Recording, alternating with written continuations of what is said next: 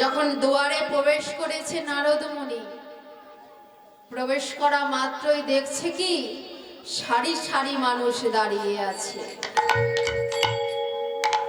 আর সেই সারি সারি মানুষকে নানান রকম ভাবে অত্যাচার করছে, কঠোর থেকে কঠোরতম শাস্তি দেওয়া চলছে। এতটাই ভয়ঙ্কর অত্যাচার করা হচ্ছে তাদেরকে, যেটা দেখে নারদ মুনি আর দাঁড়াতে পারলেন না। ভয়ে ভীত হয়ে নিজের মধ্যে কাঁপতে কাঁপতে ছুটে বেরিয়ে বেরিয়ে আসছেন। আর কি বলছেন? হরি হরি বল। যেই না হরি হরি বল বলেছে,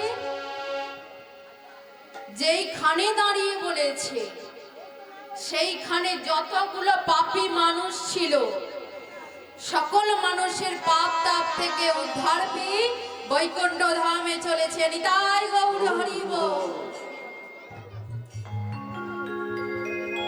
ছুটে বেরিয়ে এসে ধর্মরাজ যমকে বলছেন, ও ধর্মরাজ, আজকে বুঝেছি কেন ভগবানের নাম এত মহিমা। আজ বুঝলাম ভগবানের নামের মহিমা কি, মাহাত্ম্য কি। আর ভগবান যে আমায় পাঠিয়েছেন ভুল করেননি, তিনি আমায় ঠিক জায়গায় পাঠিয়েছেন। আজ আমি জানতে পেরেছি ভগবানের নামের মহিমা কি। তাই তো সকল মানুষকে বলছি, তোমরা সকল প্রকার ধর্ম পরিত্যাগ করে, ভগবান নিজ মুখে বলেছেন, সর্বধর্ম পরিত্যাজ্য মামিকম শরণম ব্রজ। সকল ধর্ম সকল যাগযজ্ঞ পরিত্যাগ করে শুধু আমার শরণাগত হও। আর আমার শরণাগত হলে আমি তোমাদের উদ্ধার করব। তাই আজকে তোমরা হরি নাম করো, কৃষ্ণ নাম করো। তাই তো বলছে সকলে মিলে একটু কৃষ্ণ নাম, হরি নাম ছাড়া তোমাদের গতি নাই। হরি নাম করো ভাই,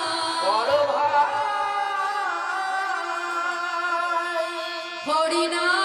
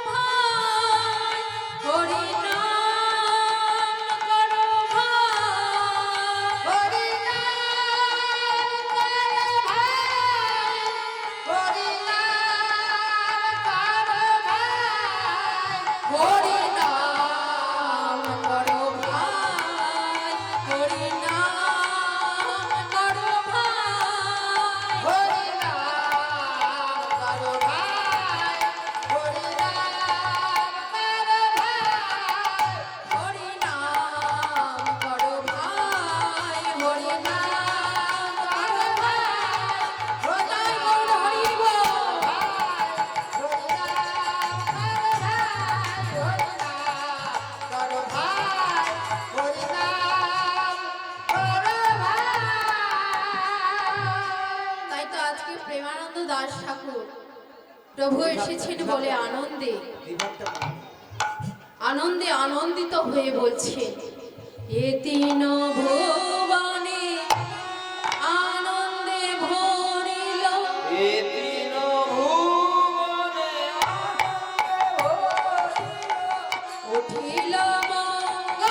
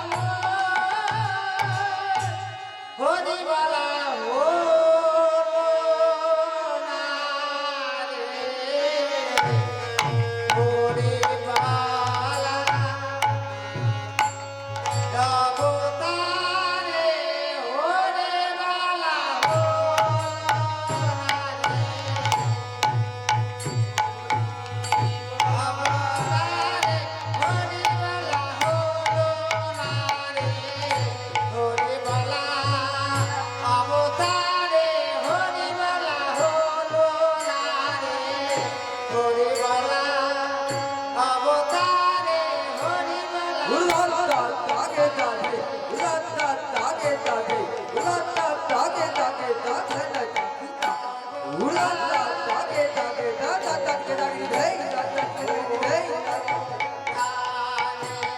राखी राखी ताकीता राखी राखी ताकीता जाती ताकीता जाती ताकीता ताकीता गोरे राजा दादा ताकरा ताकरा गोरे राजा राजा जादू को कहता कहता कहता भैया जादू को कहता कहता कहता भैया जादू को कहता कहता कहता भैया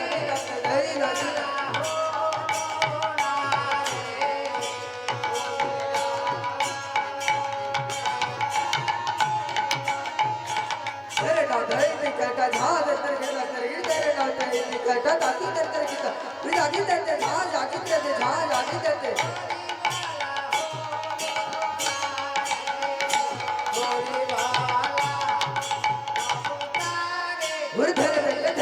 ताकि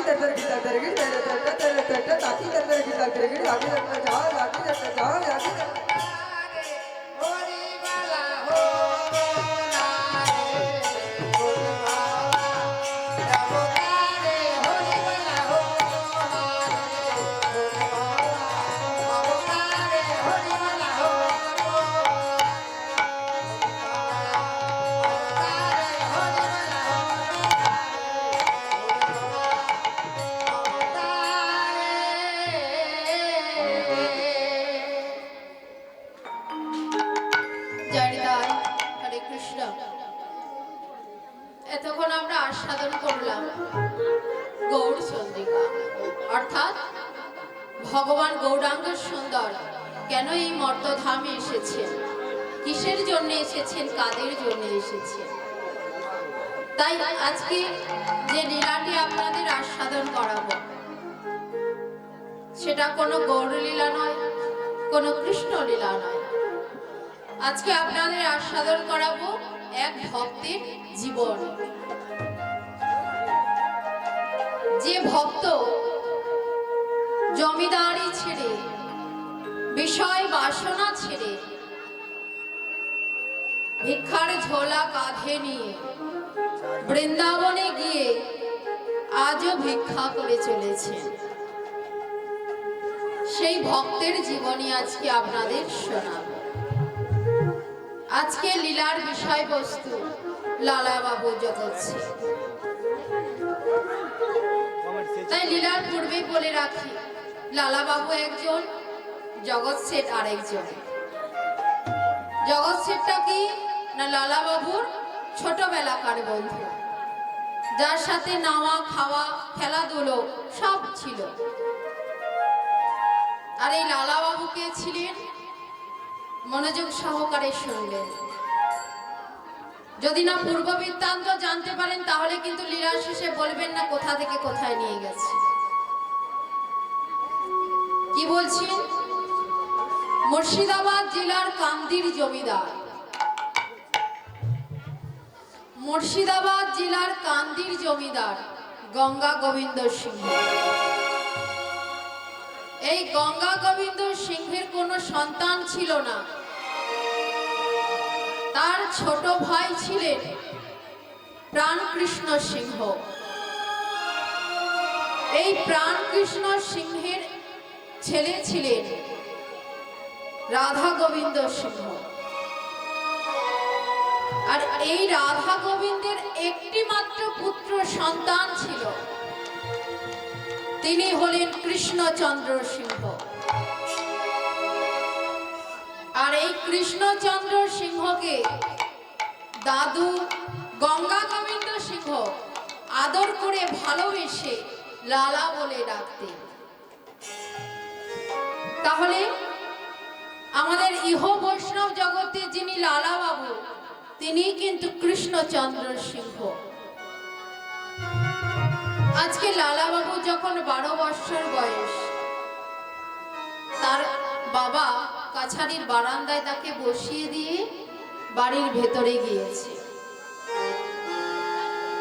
আর সেই সময় ওই কাছারির বাহিরে যে দ্বার আছে সেই দ্বারে একজন দাঁড়িয়েছিল। ওই দাঁড়ির কাছে একজন ভিখারি এসেছে, অতি দরিদ্র ভিখারি। এসে দাঁড়িকে বলছে, দাঁড়ি, কৃপা করে আমায় একটু ভেতরে যেতে দেবে?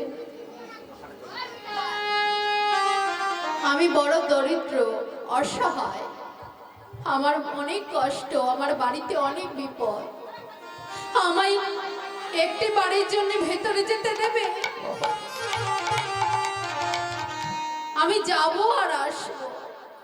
তখন দাঁড়ির সঙ্গে সঙ্গে বলছে, না না না, আজকে যাওয়া হবে না, কারণ আজকে যিনি ওখানে বসে আছেন উনি হচ্ছেন আমাদের ছোট বাবু।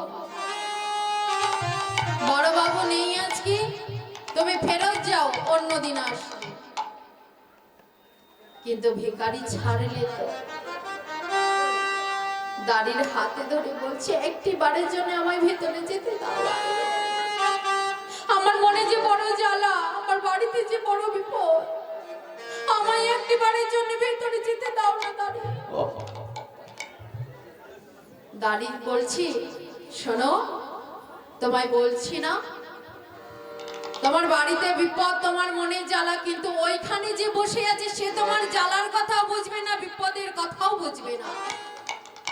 তাই তুমি আজকে ফেরত যাও, অন্যদিন আসবে। এই দৃশ্যটা দাঁড়িয়ে দাঁড়িয়ে লালাবাবু বারান্দা থেকে দেখছে। লালাবাবুর মনটা বড় সরল, ছোটবেলা থেকে। এই দৃশ্যটা দেখে ওই দাড়িকে ডাক দিয়ে উঠে বলছে, এই দাড়ি, ওকে ভেতরে আসতে দাও।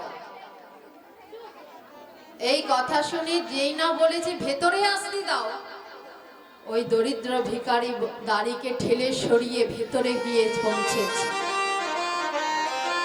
ভেতরে গিয়ে লালাবাবুর চরণ তলে বসে বসে বলছি, ওগো একটি পয়সা দাও গো বাবু,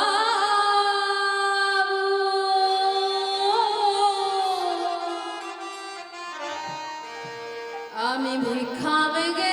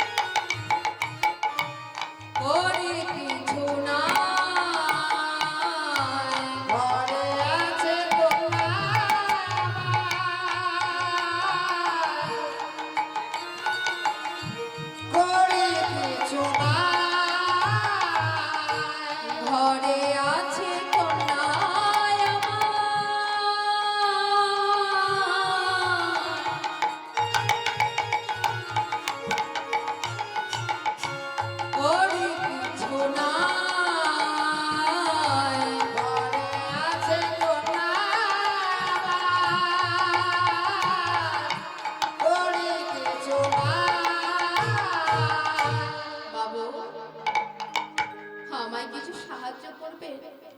আমার বাড়িতে বড় বিপদ, আমার মনে যে বড় জ্বালা। ও ভিখারি, আমার এতটাও বয়স হয়নি যে তোমার মনের কথা, তোমার জ্বালার কথা, তোমার বিপদের কথা আমি বুঝবো। তবে এটুকু বুঝেছি তোমার কিছু অর্থের সাহায্য লাগবে। এই তো ঠিকই বলেছেন বাবু। জানেন বাবু, আমার বাড়িতে একটা বিবাহযোগ্য কন্যা আছে,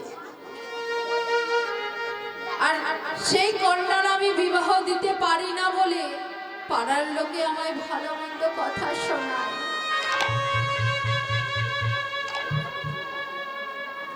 জানেন, আমার মনে বড় জ্বালা, আমার বাড়িতে যে বড় বিপদ,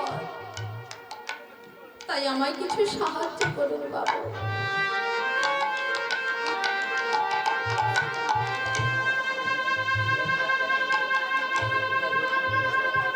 এই কথা শুনে লালা বাবু দাড়িকে ডেকে বলছে, দাড়ি যাও না দাড়ি, আমার বাবাকে গিয়ে বলবে যেন এই ভিখারিকে 1000 টাকা দান দেওয়া হয়।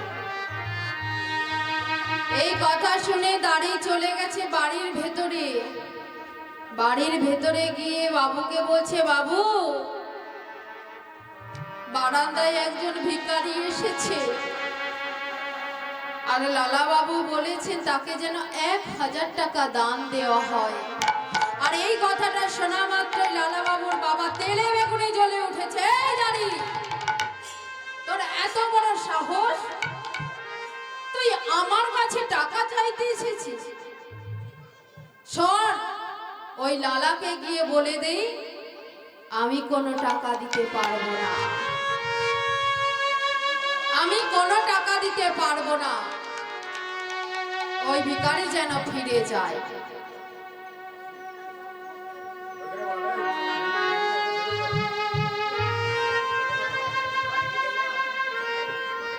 নমস্কার সুধী হরিনাম সংভক্তবৃন্দ। হরেকৃষ্ণপুর নিমাই মণ্ডল বাড়িতে যে অষ্টম পর চলিতেছে বা এই এখন যে কীর্তন চলিতেছে, এই কীর্তনের গানে মুগ্ধ হইয়া গড়বেতা থানা, পশ্চিম মেদিনীপুর গড়বেতা থানার রাহুল শাহ মহাশয়া একটি রৌপ্য পদকের বদলে 100 টাকা দিয়ে উপহার দিচ্ছেন। আশা করি ইনির সাথে গ্রহণ করবেন এবং আপনারা ইনাকে হরিধ্বনি দিয়ে সাধু সমর্থন করবেন। সীতাই গৌরী প্রেমানন্দে।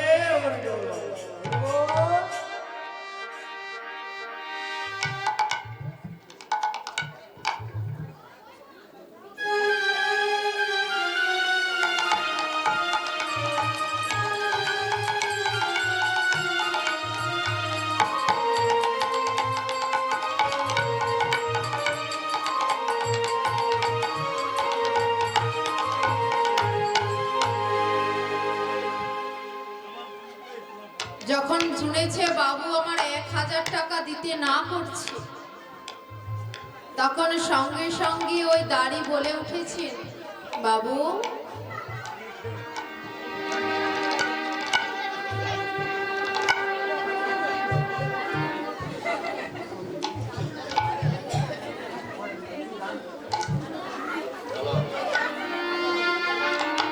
বাবু দিয়ে দেন না বাবু, 1000 টাকা তো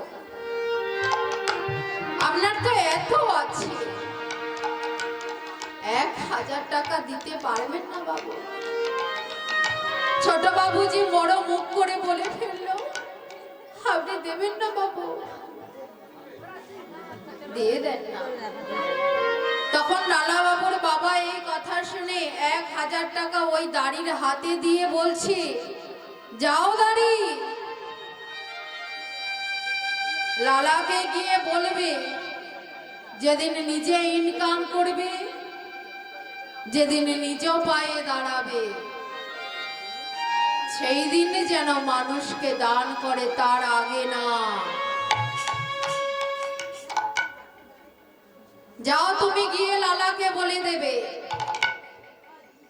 দাড়ি টাকাটা নিয়ে চলে এসেছে,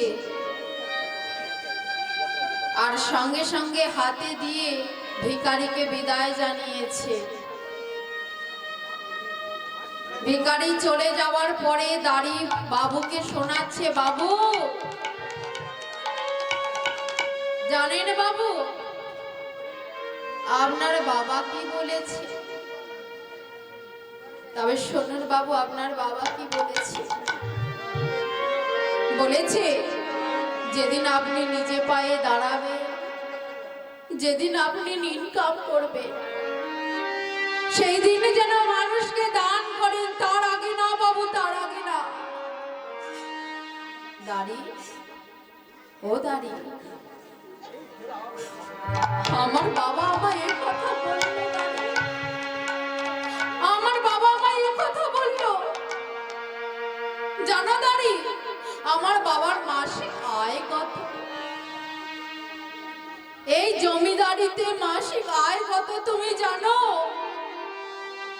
তবে শোনো দাড়ি, আমার বাবার এই জমিদারিতে মাসিক আয় হচ্ছে 52,36,000 টাকা। লালাকে ডেকে চলেছে, একবার দেখা, একবার তোর মুখটা দেখতে চাই আমি লালা, একবার ফিরে আয় না লালা, একবার ফিরে আয়। তুই আমার একমাত্র সন্তান, আমায় ছেড়ে চলে গেলি, তুই ছাড়া তো আমার আর কেউ নেই লালা, ফিরে আয় না বাবা, একবার ফিরে আয়। তখন দাঁড়িরা ছুটে ছুটে ঘুরে বেড়াচ্ছে কোথায় লালা বাবুকে পাওয়া যাবে।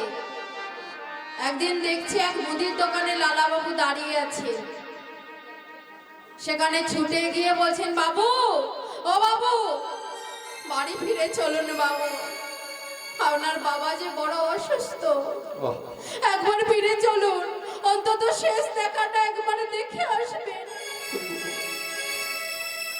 আর এদিকে লালা বাবু জেদ করে বসে আছে, আমি আর যাব না, আমি আর ফিরে যাব না। দাড়ি ফিরে চলে গেছে। আবার কিছুদিন পরে ছুটতে ছুটতে চলেছে, ও বাবু, বাবু, আপনাকে কত করে বলেছিলাম একবার বাড়ি ফিরে চলুন বাবু, একবার বাড়ি ফিরে চলুন, কিন্তু আপনি গেলেন না, আপনি আপনার অহংকারে যেতে বসে রইলেন। জানেন বাবু, আপনার বাড়িতে বিপদ হয়েছে, এবার তো বাড়ি চলুন। কি হয়েছে দাদি, বলো না কি হয়েছে? বাবু, আপনার বাবাজি আবার কি হয়েছে? বাবা থেমে গেলে কেন দাদি, বলো না দাদি, বাবার কি হয়েছে? আপনার বাবাজি আর বেঁচে নেই বাবা।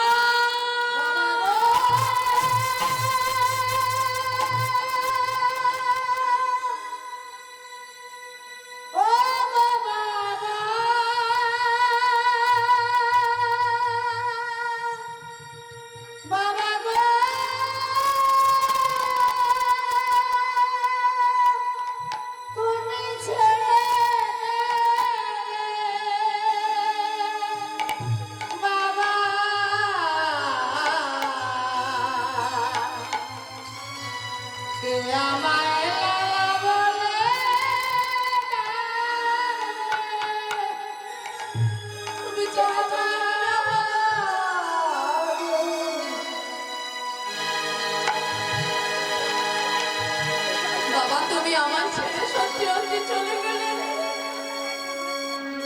তুমি আমার ছেড়ে কেন গেলে বাবা, কেন গেলে?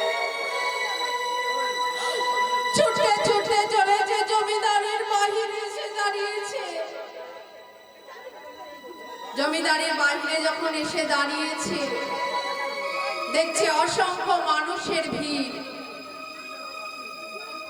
আর সেই ভিড় সরিয়ে যখন ভেতরে প্রবেশ করেছে, দেখছেন বাবাকে ফুলসজ্জায় সাজিয়ে রেখেছে। ছুটে গিয়ে বাবার চরণ দুটো বক্ষ মাঝে জড়িয়ে ধরে বলছে, বাবা, একবার লালা একবারে লালা বলে ডাকো না বাবা।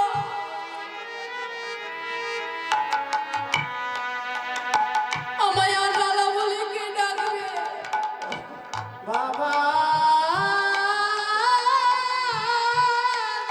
একবারে লালা বলে ডাকো, একবারে লালা বলে ডাকো। আমায় একবার লালা বলে ডাকো ও গো বাবা বাবা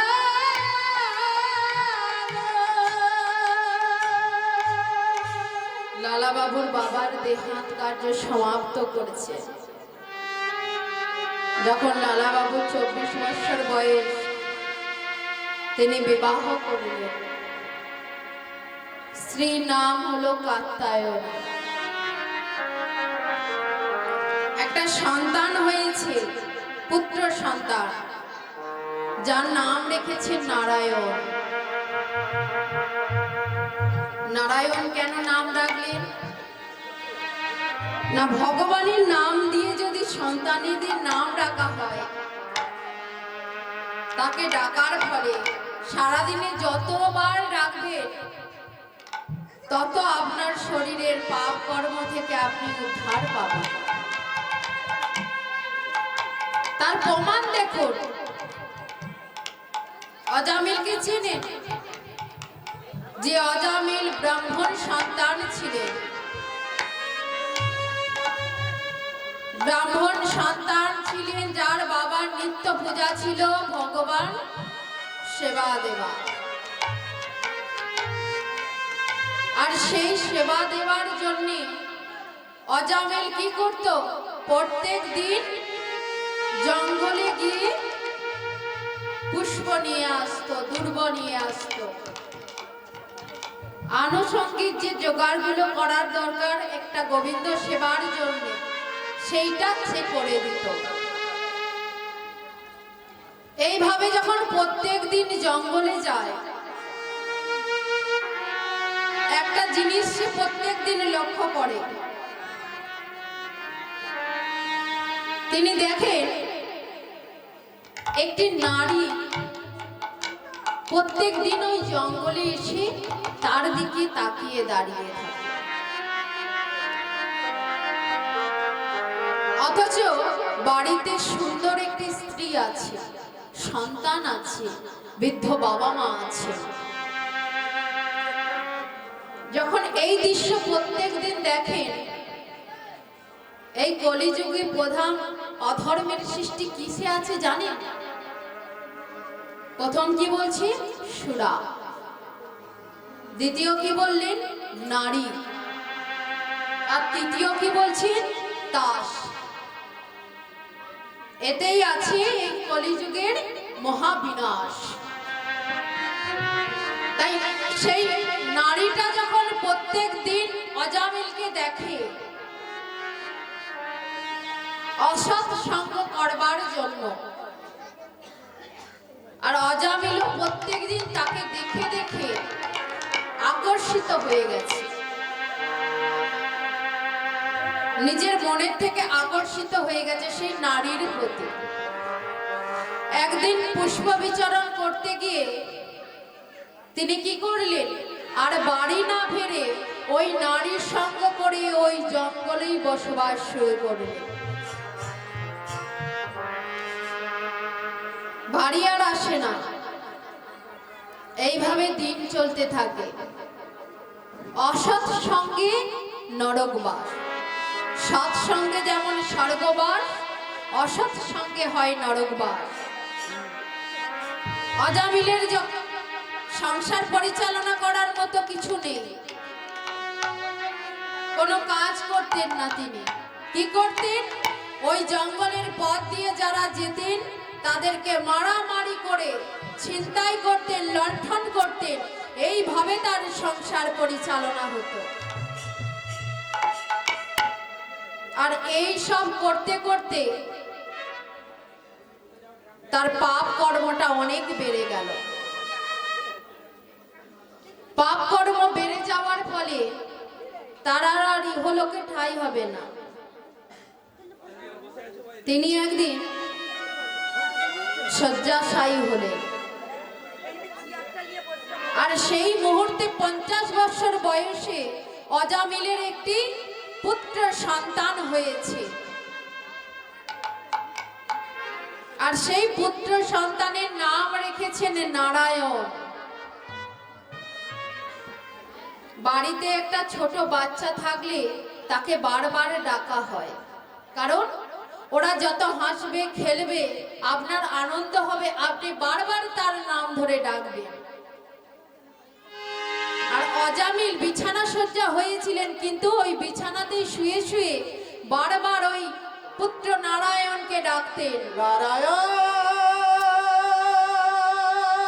বারবার ডাকতেন। নারায়ণ নারায়ণ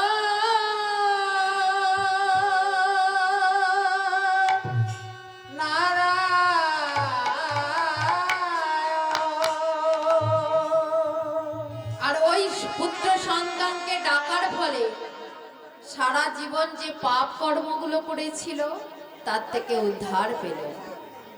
যখন যমরাজ এসেছে অজামিলকে নিতে, আর এদিকে বিষ্ণুদূত এসেছে অজামিলকে নিতে, দুইজনের মধ্যে দ্বন্দ্ব হচ্ছে কে নিয়ে যাবে। কিন্তু শেষ মুহূর্তে দেখা গেল ওই পুত্র সন্তান নারায়ণের নাম ডাকতে ডাকতে তার শরীরে যত পাপ ছিল ক্ষয় হয়ে বৈকুণ্ঠ ধামে গেল। নিতাই গৌর হরি বল। নামের এইটাই হচ্ছে মহিমা।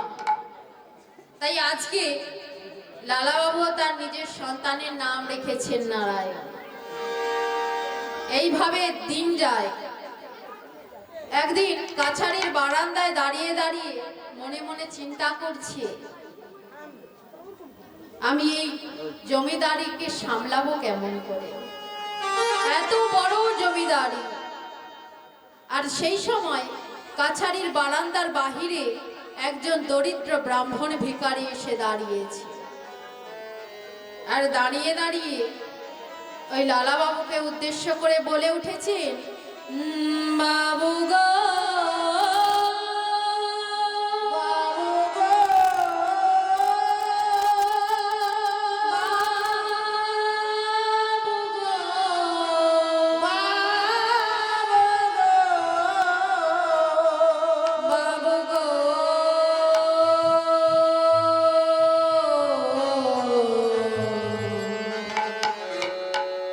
আমি হলাম দিন ভিখারি গো বাবু, আমি হলাম দিন ভিখারি। বাবু গো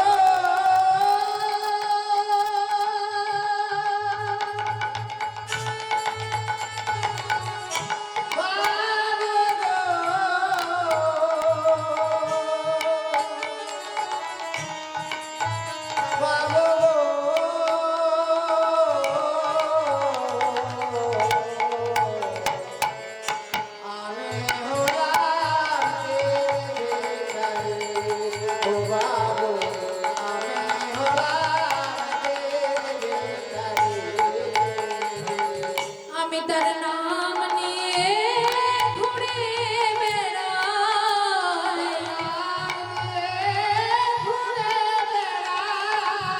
তার নাম নিয়ে ঘুরে বেড়াই,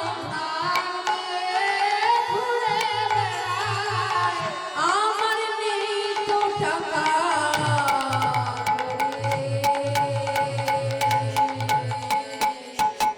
আমি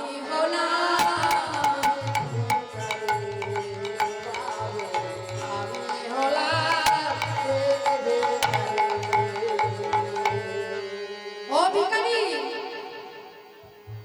তুমি কার জন্য ভিক্ষা করছো? এই পোখর রোদ্দুরে ঘুরে ঘুরে তুমি কার জন্য ভিক্ষা করছো? বাড়িতে বুঝি তোমার বাবা মা আছেন? তুমি তো বিবাহযোগ্য, তাহলে বিবাহ করেছো, বাড়িতে তোমার স্ত্রী পুত্র কন্যা আছে। বাবু, আমার বাড়িতে আমার কেউ নেই, জানেন বাবু, আমি যখন জন্ম হই আমার মা আমায় ছেড়ে চলে গেছে। আর আমার মা আমায় ছেড়ে গেছেন বলে আমার বাবাও সেই শোকে দুঃখে যন্ত্রণায় আমাকে ছেড়ে চলে গেছে। আর জানেন বাবু, আপনার মতো সৌভাগ্য আমার হয়নি, তাই আমি বিবাহ করিনি। আমার স্ত্রী পুত্র কন্যা কেউ নেই বাবু, কেউ নেই। তাহলে তুমি এই প্রখর রোদ্দুরে ঘুরে ঘুরে ভিক্ষা কেন করছো? তুমি তো মন্দিরে মন্দিরে প্রসাদ সেবা করতে পারো, আর ভিক্ষা করছো কেন? জানেন বাবু, মহাজনে বলেছে যার কেউ নেই তার একজন আছে, যার কেউ নেই তার একজন আছে। আর সেই একজনকে আমি আমার ঘরের মধ্যে তালা বন্ধ করে রেখে এসেছি। ও ভিখারি, মাথা টাথা ঠিক আছে তো? এই তো তুমি বললে তোমার কেউ নেই, আবার তুমি বলছো তুমি তালা বন্ধ করে রেখে এসেছো। হ্যাঁ গো বাবু, আমার সেই একজন আমায় ছেড়ে পালিয়ে না যায়, সেই কারণে তাকে তালা বন্ধ করেছি। তোমার ঘরে কে আছে? কাকে তালা বন্ধ করেছো?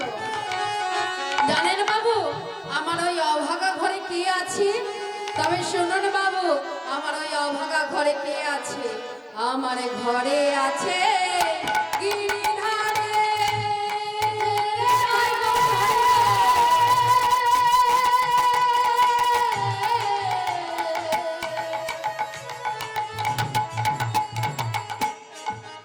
ঘরে আছে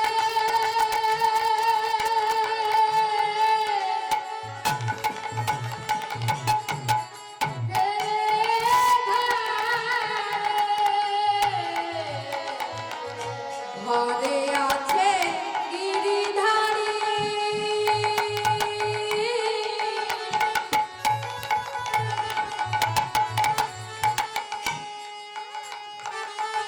দাঁড়ে দাঁড়ে ভিক্ষা করি, ঘরে আছে গিরিধারে।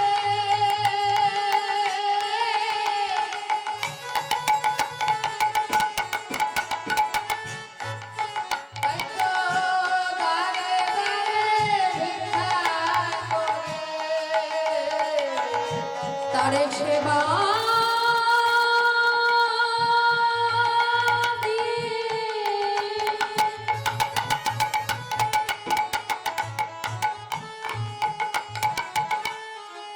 পাই গো প্রসাদ সেবা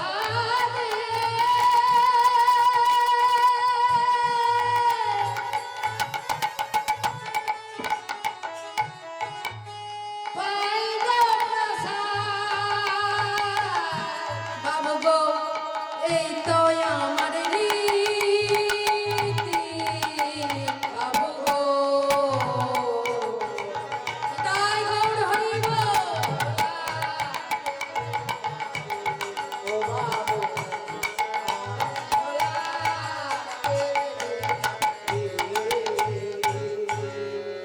ও ভিখারি, তোমার গিরিধারী আছে, তুমি গিরিধারীর জন্য ভিক্ষা করো।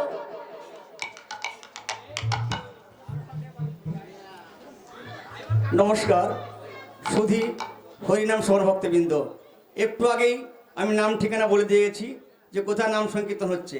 তাই এই নাম সংকীর্তন বৃন্দাবন ধামে এই গায়িকার ভূমিকায় মুগ্ধ হইয়া পাটনা গ্রাম নিবাসী যোগেশ রানা মহাশয় একটি পুষ্পমাল্য এবং রৌপ্য পদকের বদলে 85 টাকা দিয়ে উপহার দিচ্ছেন। আশা করি ইনার সাথে গ্রহণ করবেন এবং আপনারা ইনাকে হরিধ্বনি সহকারে জয় ধন্যবাদ সীতায় প্রেমানন্দে।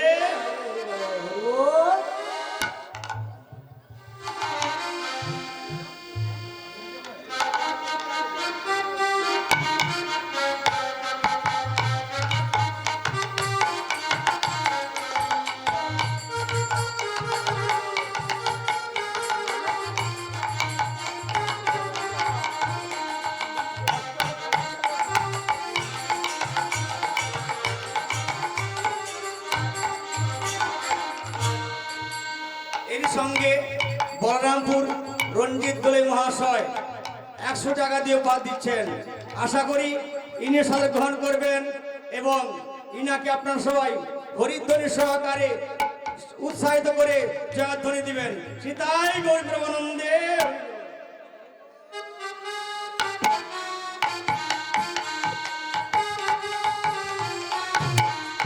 যিনারা আশীর্বাদ করছেন আমাদের কীর্তন সম্প্রদায়ের পক্ষ থেকে আমরা জানাবো আমাদের যেন কৃষ্ণ চরণে মতি হয়। শ্রী গুরু নিতাই গৌর প্রেমানন্দে হরি হরি। যখন গিরিধারীর কথা শুনেছে, লালা বাবু তাকে বলছে, ও ভিখারি, আমার বাড়িতে থাকবে তুমি? তোমার গিরিধারী আছে, তুমি আমার বাড়িতে থাকবে? আমি তোমার শ্বেত পাথরের মন্দির করে দেব, তুমি আমার এই জমিদারিতে থাকবে? আর ওই ভিখারি কি বলছে জানেন? ও বাবু, আমি ভিখারি মানুষ, ভিক্ষা করে আমি আমার গিরিধারীকে সেবা দেই। তাই মহাজনে বলেছেন, এত সুখে কোনোদিনও কৃষ্ণ ভজন হয় না, এত সুখে কোনোদিনও কৃষ্ণ ভজন হয় না বাবু। আর দাঁড়িয়ে দাঁড়িয়ে কি করছে জানেন? একটা মানুষকে শাস্তি দেওয়া হয়েছে, আর সে সেই শাস্তির কথাটা শুনে ভয় না পেয়ে অট্টহাসি হেসে উঠেছে। আবার দাঁড়িয়ে দাঁড়িয়ে কাঁদছে। এই, বললাম না কি আমার চোখের সামনে থেকে নিয়ে যা? এত বড় সাহস মেয়ের! আমার স্বর্ণ পালঙ্কে ঘুমিয়েছি, কোথায় আমার পায়ে ধরে ক্ষমা চাইবে, তা না করে ও দাঁড়িয়ে দাঁড়িয়ে হাসছে, আবার নিজের মনের মধ্যে কাঁদছে। এই সুমতি, বল কেন হেসেছিস? বল। বাবু, আমি হাসছি কেন জানেন বাবু? আমি আপনার স্বর্ণ পালঙ্কে ঘুমিয়েছি, সেই জন্য আমার কোনো দুঃখ নেই, কোনো কষ্ট নেই। বাবু, আপনি যে আমায় শাস্তি দিচ্ছেন তাতেও আমার কোনো কষ্ট নেই, আমি সেই জন্য হাসছি। তাহলে তুই কেঁদেছিস কেন? না না বাবু, আমি বলতে পারবো না, আমি বলতে পারবো না কেন কাঁদছি। বল, তোকে বলতে হবে কেন কাঁদছি। জানেন বাবু, আমি কাঁদছি কেন? আমি আপনার স্বর্ণ পালঙ্কে আপনার কাজের মেয়ে হয়ে ঘুমাইছিলাম বলে, আমি সামান্য কাজের মেয়ে হয়ে আপনার স্বর্ণ পালঙ্কে ঘুমিয়েছিলাম বলে আপনি আমাকে 30 ঘা পেট্রাঘাতের আদেশ দিয়েছেন। তাহলে মনে করুন তো বাবু, আমরা তো সবাই সেই অনাদি আদি গোবিন্দের দাস, সেই অনাদি আদি গোবিন্দের দাস হয়ে যিনি এই স্বর্ণ পালঙ্কে সারা জীবনে ঘুমিয়ে এসেছেন, সেই অনাদি আদি গোবিন্দ তার জন্য কতগুলি বেত্রাঘাত সাজিয়ে রেখেছেন। তাই গৌরে হরিব বলুন বাবু, তার জন্য কত বেত্রাঘাত রেখেছে, আমি তার কথা চিন্তা করে কাঁদছি। সুমতি, সুমতি, তুই আমার চোখ খুলে দিলি মা।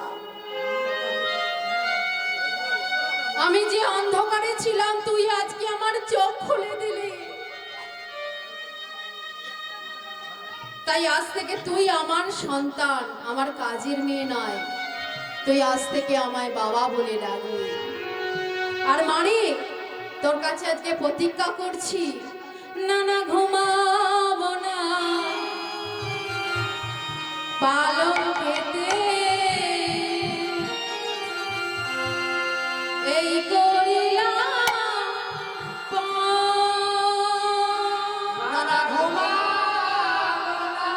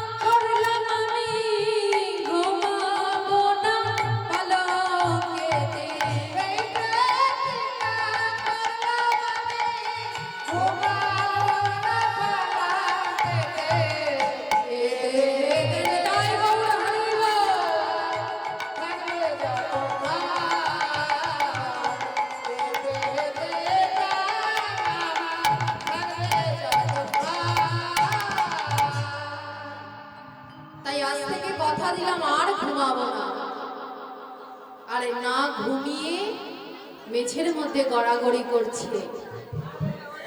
আর সেই সময় একজন দাঁড়িয়ে এসে ডাক দিয়ে উঠছে, বাবু জমিদারি দর্শনে যাবেন বলেছিলেন, যাবেন না?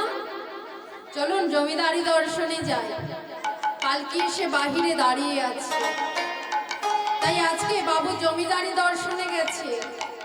আর সেই জমিদারি দর্শন করে যখন ফিরে আসছে, সূর্য ডুবু ডুবু অবস্থায়। আর সেই সময় একজন রজত কন্যা তার বাবুজিকে ডাক দিয়ে উঠে বলছে, বাবুজি